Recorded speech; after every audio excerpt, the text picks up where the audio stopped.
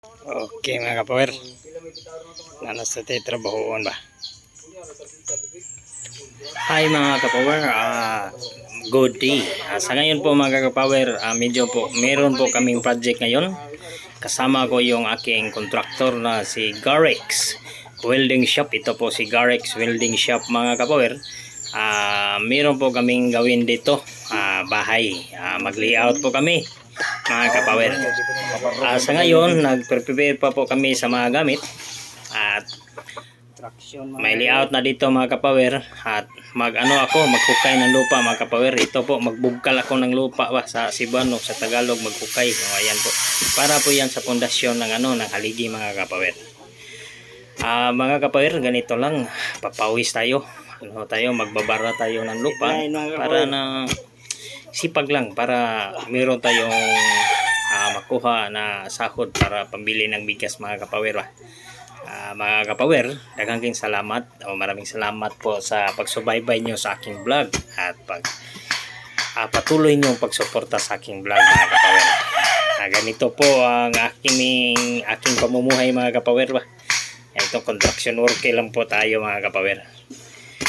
By the way, daghan kayong salamat ninyo sa pagsuporta niyo sa akong vlog mga kapower. Maraming salamat po. Pamatsuhay ni mga kapower. Pamatso po tayo ngayon. Ehersisyo ba? Ganito lang mga kapower. Ay, nagbibideo ako mga kapower dahil para lang po para malingaw tayo. Ito po yung layout mga kapower. Tingnan nyo. Yan po ang layout. Yan po yung bangag or ano bang Tagalog ng bangag para sa pundasyon ng haligi mga kapower. Nandoon po, ito po yung dulo. Yan. Yan po. Diyan may haligi dyan, yan sa may koros. Yan ang layout po. Patungo doon. Yan. Tangsi po yan mga kapower. Yung nylon ba? Yan. Ang sarap talaga kumita ng pira mga kapower basta pinapawisan ka ng maraming singot. Ang sarap lamlamin ba yung kumain ka ng maraming singot ang umago sa katawan mo ba? Papawisan ka ng maraming singot.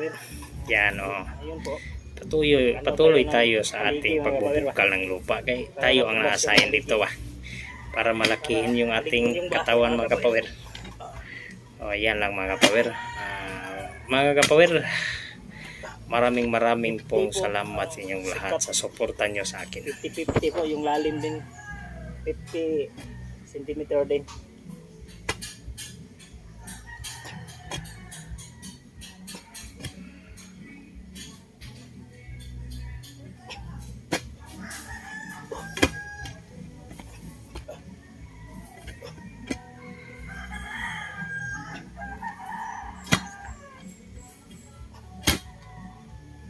Yan.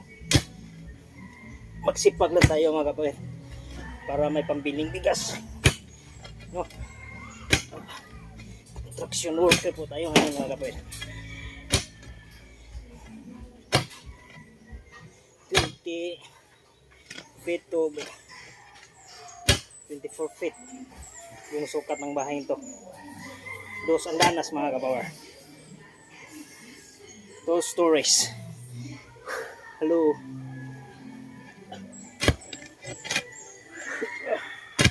Bigat ng bara mga kapower. Lalaki yung braso ko.